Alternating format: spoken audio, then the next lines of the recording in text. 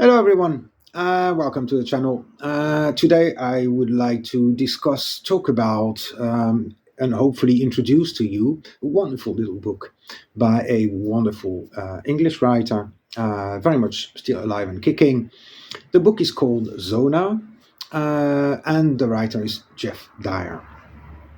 Now, Geoff Dyer has written about 20 books, I think, and I would say that perhaps 15 of those must be non-fiction. The few novels are also interesting in their own right, especially the Surge from 1990 something three. The Surge, great book. But for the most part, again, Dyer is a non-fiction writer. And it is a very interesting one as well because he touches upon very many different subjects. I would say that mostly what he's interested in is looking around, trying to see what's going on and try to perhaps make sense of some of those things. He has a very heavily dedicated side of his work, dedicated to photography and talking about photography um, and discussing the ideas of photography, and in line with this classic, of course, of Susan Sontag on photography, a wonderful book. If you've never read this book, you must go and buy it right now. It's the most profound book about photography you'll ever read. And the other side of Dyer is in a way, lighter, ironic, self-deprecating style, um, which is interested again in all aspects of art, but life in general, really. Now, Dyer has read a lot of books and he's seen a lot of things. He's traveled a lot. And he may perhaps sound a bit too heavy going, heavy duty, but actually, no. And that's what also we'll talk about in this video. We want to discuss the style that Dyer writes in and the value of that style in general to nonfiction. So, as usual, what I think about this book may not be enough for you to go and buy it, which I would understand. So I want to try and give you 4 objective reasons why that book is really worth your time and attention. And those 4 reasons are: one, invention with a purpose, being inventive but with a purpose, not just for being inventive. Second is the style, the question of style in general and in Dyer especially. The third aspect of this book is to think about it as an instrument, the book as a tool, and a book as a tool to do 2 things really: to explore the self, one's self, and also a tool to bring together different, disparate elements, or seemingly different ones.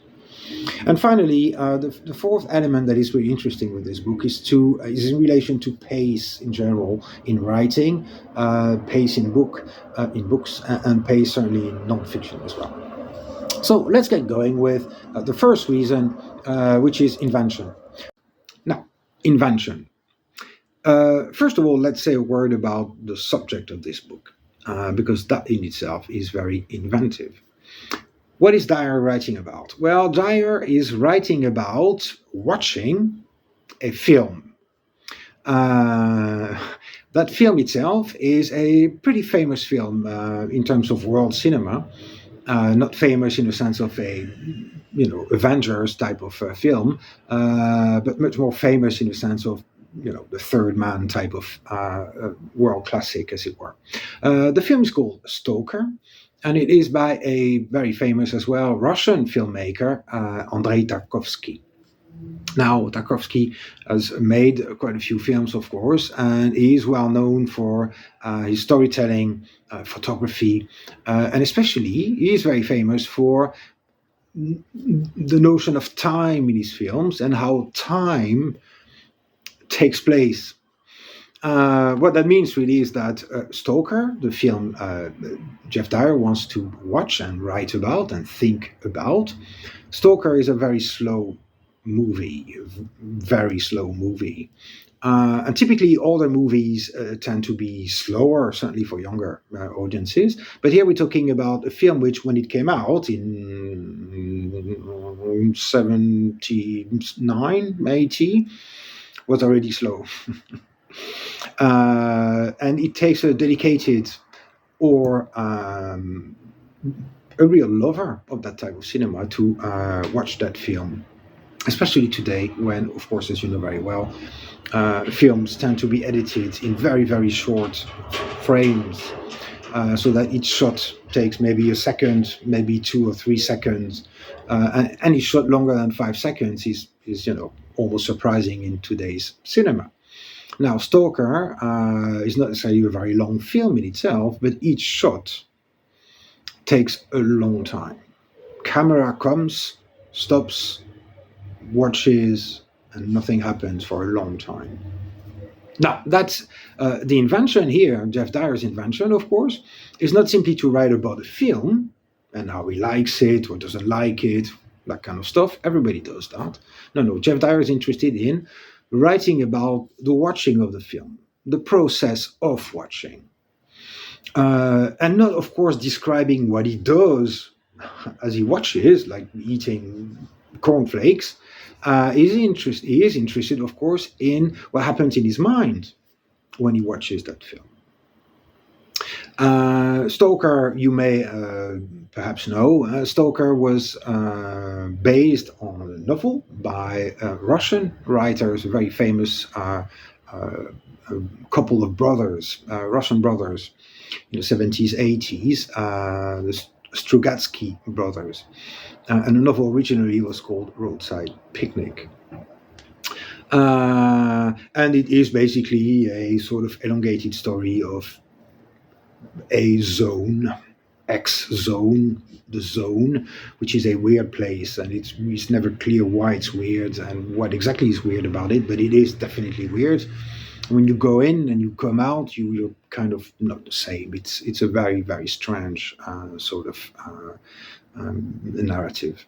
Now, what Dyer does, therefore, is watch that movie and think about what happens and what he thinks about as he watches, so that it is not simply the movie that he is interested in. It is the process of watching the movie.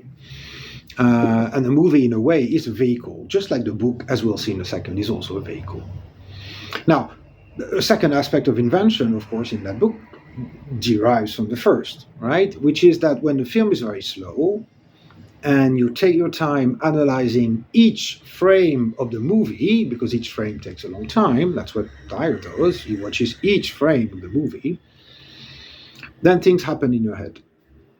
Simply because at any stage of the day, you don't have just one thought in your head. There are a multiplicity of things. It could be that you're thinking about what to put in a washing machine, while at the same time wondering where your shoes are and whether your keys are on the stairs or next to your coat.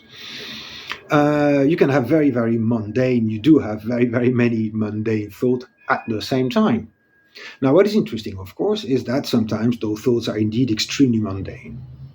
And sometimes they are more, let's call them profound, perhaps not necessarily philosophically profound, but profound in the sense that they touch upon your memories, your growing up perhaps, things that you never think about and suddenly come back to you, evoking some aspects of your personality, your individuality, the things you've seen, the things you've heard, the things you've read, what you used to think about and what you don't anymore, perhaps.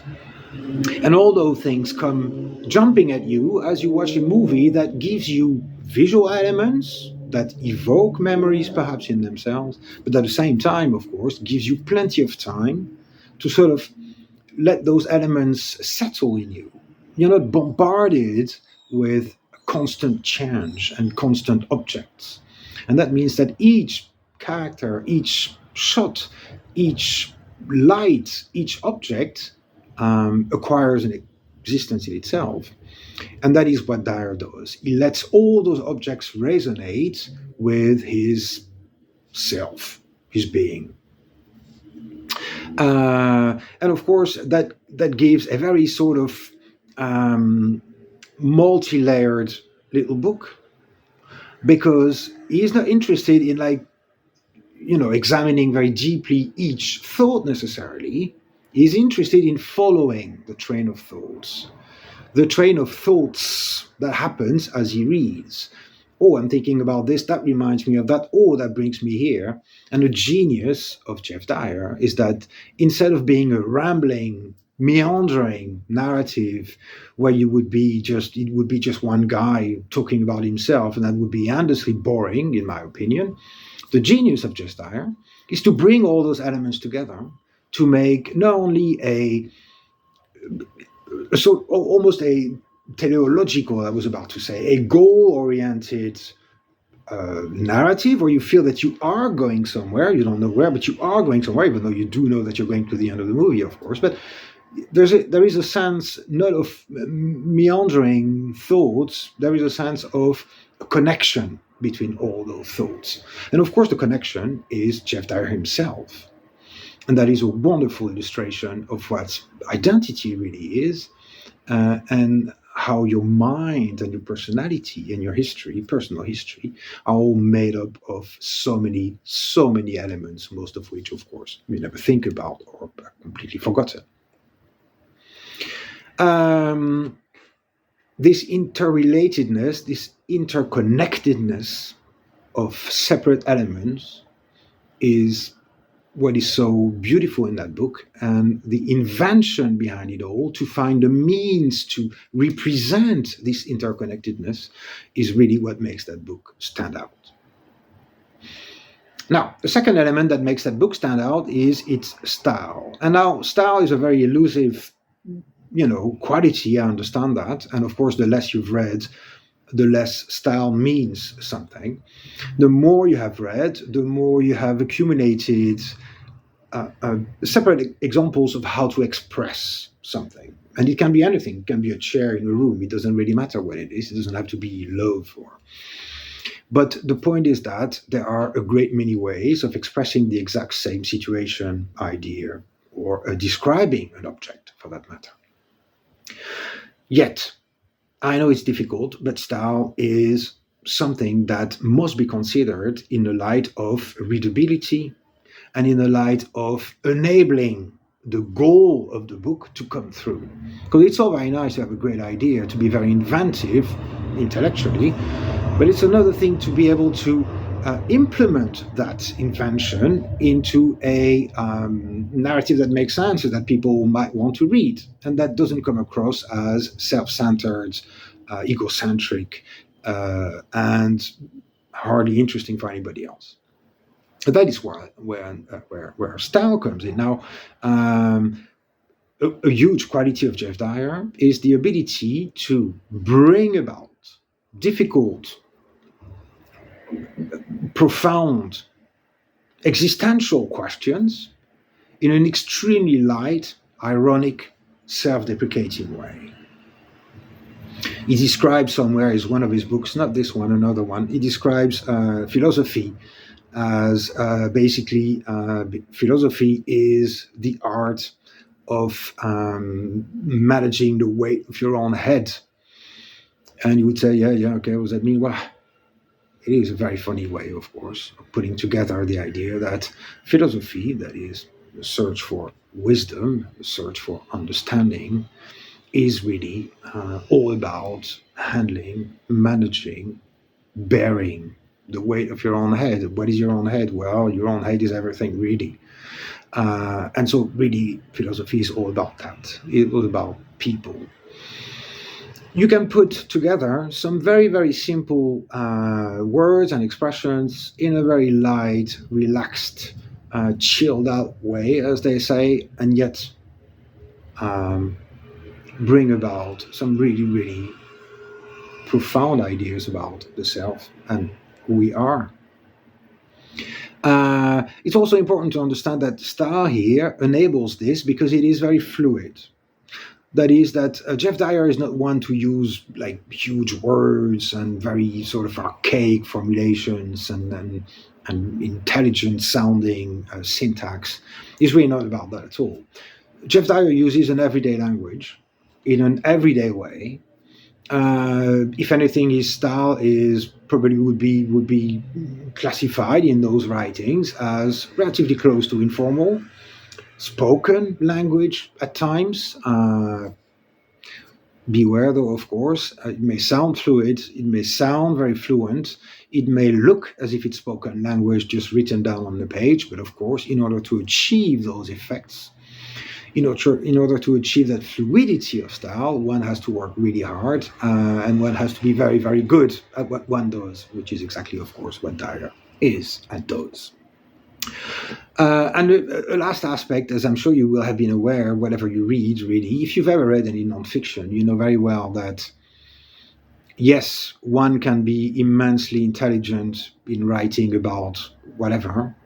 The problem is that if one cannot convey something out of that intelligence, the reader will give up very, very quickly. Now, how does one convey all that intelligence? Well, one has to find ways to manage not only the knowledge part of a nonfiction thing, or the ideas part of a nonfiction work, but also a readability. And readability is very important in conveying that message.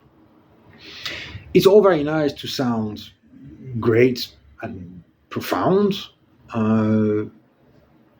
but profundity can also be off-putting and very often can be obscure. There are a great many thinkers who cannot write, who simply cannot express themselves in any intelligible way, except for 10 peers around the world. And really, what is the use of that when it comes to us, normal people? So readability through style is a very important quality in nonfiction writing, also in fiction, of course, but in nonfiction writing especially. If you're thinking about writing nonfiction, please pay great attention to the way you write. Now, that brings us, of course, to the third of our four reasons why Zona is such a wonderful book.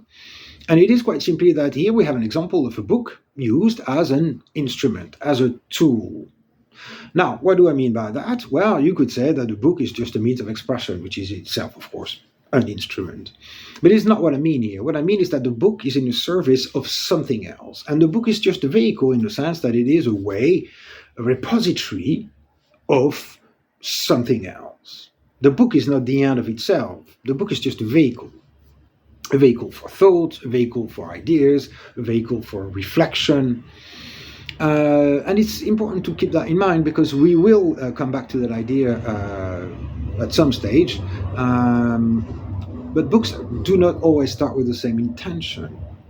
One may have the intention of telling a story, or amusing people, or entertaining them, or making them think, or boring them. A book may have a great many functions. One function of nonfiction, in the sense of writing about oneself or in connection to oneself, is therapeutic. Yeah? There is something that you want to let go of. There is something that you can only express on the page, perhaps. Right? You can't really say it to anybody else, but putting it down on the page, perhaps slightly novelized, it doesn't even have to be the case, might help you actually come out with all those things you didn't want to think about. Cathartic, of course. There is something boiling inside of you, and the way to really, really express it is to put it on the page.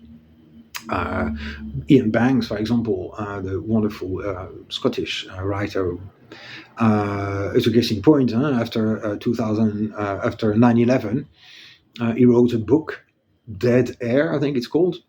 Just a terrible novel. It's not a novel. It's cathartic. He was annoyed. He was pissed off. He was angry, and he wanted to talk about it. And he chose the novel format to do so, which is, I think, a very poor choice.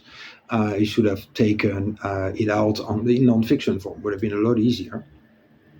Here it made for a terrible novel because all the novelistic elements that should be either at the forefront or underpinning the story were completely absent. It was just an excuse of a plot with an excuse of characters. It was terrible. But it was a cathartic book. That's what it was really for. And of course, a book can also be a tool to explore to explore something. And the exploration is, in a way, in the writing. The writing and the exploration go hand in hand. And exploring an idea, or very often exploring oneself, or exploring the why of oneself. Why do I think what I think? Where do I come from? Not biologically necessarily. It can also be the case, of course. But where do I come from a point of view of identity, from a point of view of what I believe in, my tastes, the way I look at the world? Where does that come from? Where was that built? By whom? When? Retracing the evolution of yourself, for example. Uh, Another here very interesting aspect of this book as instrument is, of course, that the reader then is also confronted with all those thoughts and reflections. And so at times you think, oh, you're thinking about this, and that makes me think about it. That's, of course, the point. Again, this is not a masturbatory book. This is not a egoistic, self-centered book. Geoff Dyer, in watching that film, is the starting point for ideas to come out, which then you have to make your own or confront, think about, dismiss, dislike.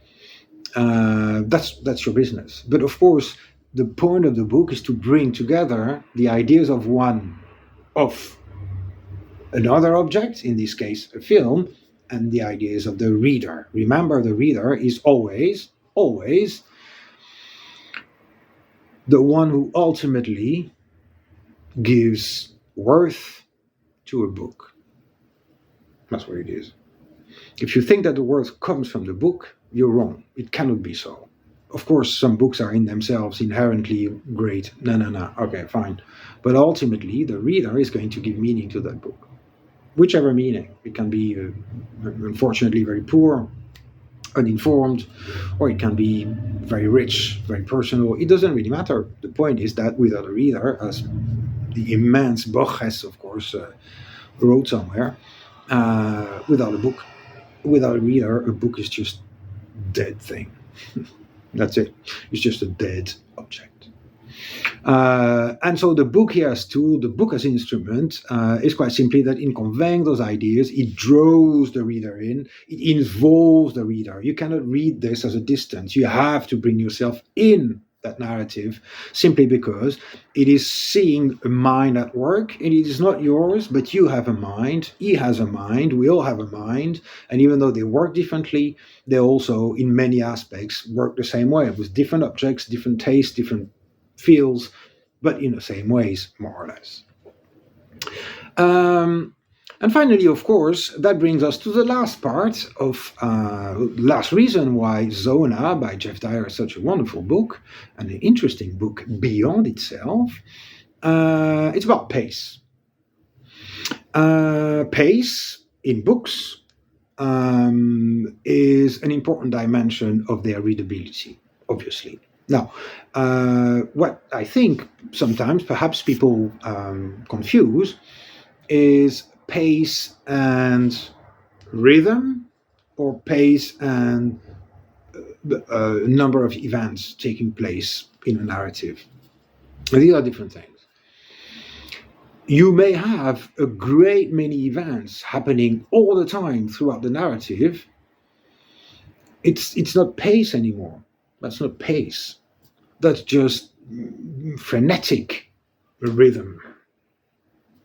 But consider, if every day was your birthday would not be, you know the drill.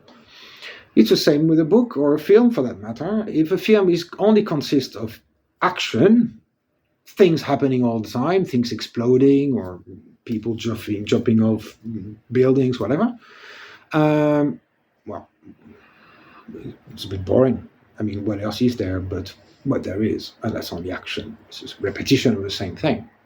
That's not pace. That's mistaking pace for rhythm. Rhythm is given through the interaction between different moments. If you go to a concert, now and again, between very speedy songs, maybe you like, a kind of quiet one. Well, that's giving pace to the concert. You don't play all the speedy songs and then all the slow songs. That's not pace. That's not thinking. It's exactly the same in a book, of course. If you want a very good example of pace, is if you look at the first 2 or 3 volumes of Harry Potter. Very good example of pace there. In a way, she manages to pace across the book. I mean, not necessarily in one chapter, but across chapters. And she has this very nice arc of building, then having a lot of frenetic sort of stuff taking place, then a bit of down moment, and then a wee bit up again, and up again, and then down again. And she manages the pace of those books really, really well. That's exactly here what Geoff Dyer does. Because if his narrative was as slow as the book, then it would be very, very slow indeed. And anyway, the two media cannot be compared in that sense, right? So his book echoes the pace of the film, which I remind you is very slow. But at the same time, of course, his book has its own internal pace. And so sometimes he will interject a very funny line or a very ironic comment on something, and then dedicate a couple of paragraphs to a more reflective, profound thing, and then perk up again with a self-deprecating comment or a snarky remark about the film, which will lead him to reflect on something else when he was 18, or perhaps what he did, etc., etc. He manages that pace very, very well. And pace is very important when it comes to, okay, non-fiction is a bit different, obviously. In fiction, it's vitally important to know how to manage pace in a book. The interaction between moments, between episodes in the book, between characters also, of course. All the characters are the same. It takes away some of the possible pace you can inject in the book by having different characters come with their own internal rhythm to the text. So all those elements are very important. So, in conclusion, what can we say? We can say that Geoff Dyer is a wonderful writer, that Zona is both representative of what he does a lot and completely unique, even within his own work. It's representative because it explores so many different areas, so many different ideas, without ever sounding like he's taking himself seriously, and yet all those things are serious in themselves. It's both all over the place and extremely coherent. It's wonderful. On the other hand, what it does have is what it makes that book unique. There's a pretty famous French book from the 18th century by de Maistre. And the book is called Voyage autour de ma chambre, Travels around my bedroom, I think, something like that. What is it? Is de Maistre was he was having different problems anyway, and so he was in his room. He stayed in his room, and he sort of traveled the world without moving from his room, by assigning meaning and connections to different places and different objects in his own room. It's an interesting little book to read. And of course, I'm sure you all know about Oblomov, of course, the wonderful Russian novel by Ivan Goncharov. Oblomov, who decides one day that he doesn't want to go out anymore and he will stay in bed all day, all year. Now, slightly different because Oblomov, of course, is a different case. But here, that's also what we have is the originality that de Maistre perhaps had in the 18th century. What Dyer does here with watching that film in this book, Zona, is really unique. And it's not unique. It would be interesting if anecdotal, if it was just unique because it's unique. But the point is that it works. It's unique for a reason. It does something. It is not invention in a service of itself, invention for invention's sake. And that's probably what art maybe is, or one of the things that art is. Of course, art for art's sake, we do remember the old but without even going there, art can also have a function. And it may be completely unique again, absolutely different from 99.99% of what is produced, and yet it has a meaning, it has an intention, it has a purpose, and it's a beautiful thing to behold. So you know what to do. Go to your local bookstore, and ask for a Zona by Geoff Dyer. If they don't have it, you can order it. It's Penguin, I think. It's not very expensive, and it's a wonderful book. Thank you.